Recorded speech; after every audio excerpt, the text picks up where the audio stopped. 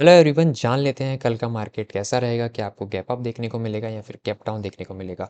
मगर उससे पहले अगर आपने हमारे चैनल ट्रेडिंग फ्राइडे को सब्सक्राइब नहीं करा है then please please to subscribe the same.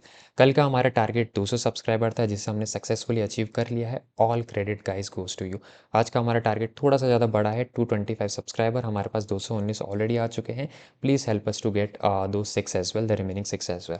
चलिए बात कर लेते हैं निफ्टी की, लेकिन उससे पहले जैसा कि हम बात करते हैं एक important update regarding the ITC. ITC की इसलिए बात कर रहा हूँ कि जो जीएसटी का न्यूज़ आया है वो ज़्यादा इसका इम्पैक्ट आईटीसी पर ही पड़ेगा। अभी देखिए जीएसटी का न्यूज़ ये आया है कि जो भी आपके सिगरेट हो गया या फिर तंबाकू हो गया या फिर सॉफ्ट ड्रिंक हो गया, उन पे जीएसटी की रेट बढ़ के 35% तक हो जाएगी। अब क्वेश्चन ये आता है कि आईटीसी का शेयर तो गिरा, 4% के आसपास गिरा और फिर शाम को 2-3% की इसमें रिकवरी भी आ गई, नेट नेट 1% गिरा। बट सवाल ये आता है कि आईटीसी का ही क्यों गिरा या मार्केट इससे क्यों गिरा।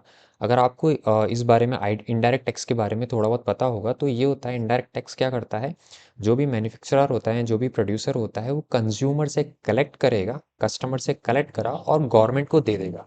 ठीक है, कंज्यूमर से लिया गवर्नमेंट को दे दिया, तो इसके केस में उसका तो कोई फ़ायदा ही नहीं हुआ।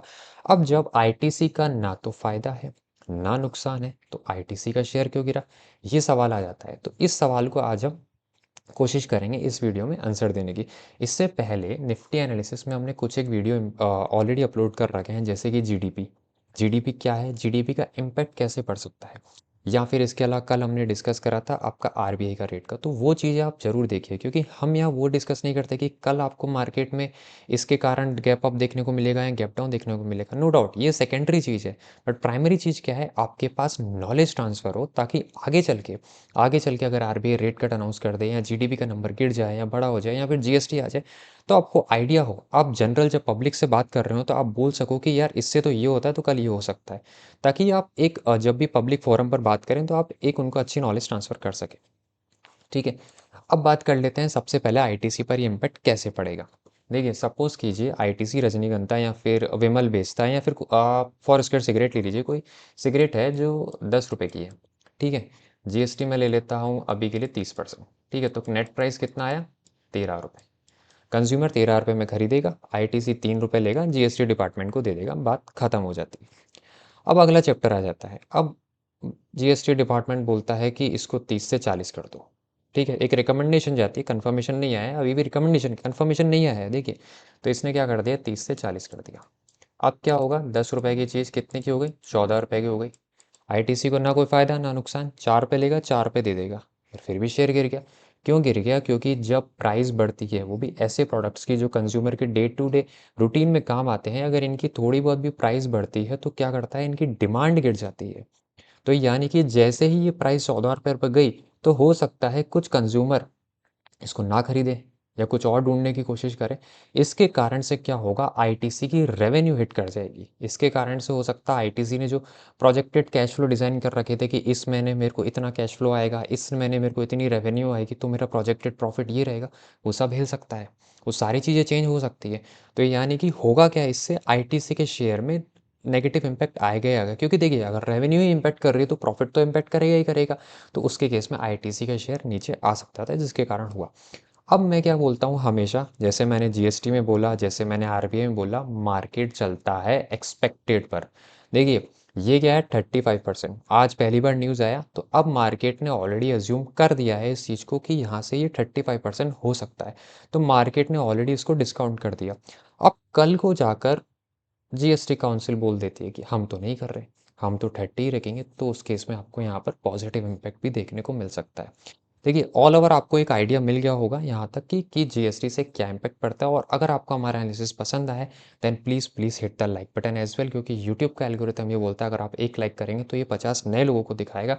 और हम यहाँ पर नॉलेज ट्रांसफ़र देने की कोशिश कर रहे हैं, सो प्लीज़ हेल्प अस ना। अब बात कर लेते हैं निफ्टी की। ठीक है, निफ्टी में मैं आ जाता हूँ फटाफट से। निफ्टी में अगर मेरा कल का एनालिसिस बोलेंगे तो मैंने बोला था नो डाउट आपको एक अच्छा गैप अप देखने को मिल सकता है या फिर फ्लैट भी देखने को मिल सकता है। लेकिन जब अगर ये 24,350 के पास पहली बार जाए, इससे दूर हट जाना। क्यों हट जाना, क्योंकि जब भी पहली बार जाता है there is a chances that वहाँ से रिवर्सल हो जाएगा। मैं आता हूँ सीधा 5 मिनट की कैंडल पर। ओपनिंग ही कहाँ हो रही है, 24,362 पर। अब क्या करेंगे, कुछ लोग जल्दबाजी में बाय करेंगे कि 350 का लेवल निकल गया है, चलो बाय कर लेते हैं। ऐसा नहीं होता, ये ट्रैप होता है। पहली बार जब भी आता है ट्रैप होता है, ये मैंने बार बार अपनी वीडियो में आकर बोला है, तो ये ट्रैप था। जब ये सेकंड बार आया, यहाँ आपका प्राइस एक्शन बना और यहाँ आपकी एंट्री बनी। से फॉर एग्जाम्पल अगर मैं प्राइस एक्शन के पास देखूँ, तो ये छोटा सा एसएल रख सकते थे। Let me just delete this as well. अब मैं बात कर लेता हूँ, छोटा सा एसएल रख सकते थे, ये भी रख सकते थे। चलो हमने तो ये रखा, ठीक है। इसके बाद आपने थोड़ा बहुत 1:1 या 1:2 कमाया। आज के दिन में आपने ज़्यादा कमाया नहीं, फिर आपका ट्रेलिंग स्टॉप लॉस भी हिट हो गया, कुछ ज़्यादा प्रॉफिट नहीं है। पर ध्यान रखिए, आपने लॉस भी नहीं करा है। देखिए, अगर आप रूल्स पर रहेंगे तो आपको रोज़ प्रॉफिट नहीं मिलेगा, लेकिन रोज़ लॉस भी नहीं देखने को मिल रहा है। इसके केस में आपने क्या करा, थोड़ा बहुत 1:1 लेके या फिर आपका ट्रेलिंग हिट हो गया, आप निकल गए, और उसके बाद देखेंगे मार्केट ने आज अच्छा परफॉर्म नहीं करा। करने का रीज़न क्या था, ना करने का रीज़न क्या था, क्योंकि अगेन 24,500 एक मेजर रेजिस्टेंस है। लेकिन हमने हमारी पुरानी वीडियो में ये भी कंफर्म कर रखा है, बोल रखा है कि जब मार्केट 24,400-500 के आसपास आना शुरू करेगा, एफआई की आपको शॉर्ट कवरिंग देखने को मिलेगी और वहाँ से आपको अच्छा मूव देखने को मिल सकता है। रिजल्ट देखिए, एफआई ने क्या करा, 3,664 का आज माल उठाया है। यही हम बोलते हैं कि देखिए, शॉर्ट कवरिंग जैसे जैसे आएगा मार्केट, वैसे धीरे धीरे ऊपर होना स्टार्ट हो जाएगा। तो आपको जल्दबाजी नहीं करनी है, आपको वेट करना है। जैसे ही आपके पास आ जाए कि हाँ यार, इस लेवल पर मैं ले सकता हूँ, तो आप उस लेवल पर छोटे से एसएल के साथ एंट्री प्लान कीजिए। कल के केस में क्या कर सकते हैं, कल के केस में हम फिर बोलेंगे क्लोजिंग बहुत बढ़िया आई है, बहुत शानदार क्लोजिंग आई है। डे वाइज भी देखें तो बहुत बढ़िया मोमेंटम बन रहा है। तो हो सकता है एक इस लेवल को और निकल जाने दीजिए। जैसे ये वाला जो लेवल है, ये वाला जो 24,400 था रेसिडेंट, या 24,500 का जो भी एक लेवल है, ये लेवल सही नहीं लग रहा है, इसको निकल जाने दीजिए, क्योंकि ये भी अभी एक रेजिस्टेंस है।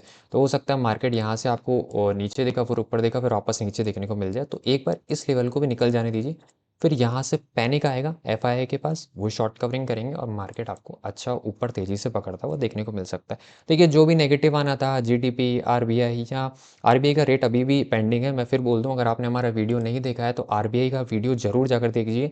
मैं इसमें डिस्क्रिप्शन बॉक्स में ऐड कर दूंगा, क्योंकि आरबीआई की रेट आने वाली है, तो वो ज़रूर देखिएगा, वो बहुत ज़्यादा इंपॉर्टेंट है आपके लिए। देखिए, जो भी नेगेटिव आना था, मैं ये कह रहा था, वो लगभग आ चुका है। तो अब यहाँ से मार्केट ऊपर जाने की कोशिश कर रहा है, तो आप एंट्री प्लान कीजिए, वेट कीजिए। 24,500 पर डायरेक्ट ओपनिंग हो रहा है, मत लीजिए। थोड़ा बहुत अगर वेट करके ऊपर जा रहा है तो आप एंट्री प्लान कर सकते हैं। एंड वंस अगेन, अगर हमारा एनालिसिस पसंद आता है, then please hit the like button as well. Thank you so much for watching. Bye bye.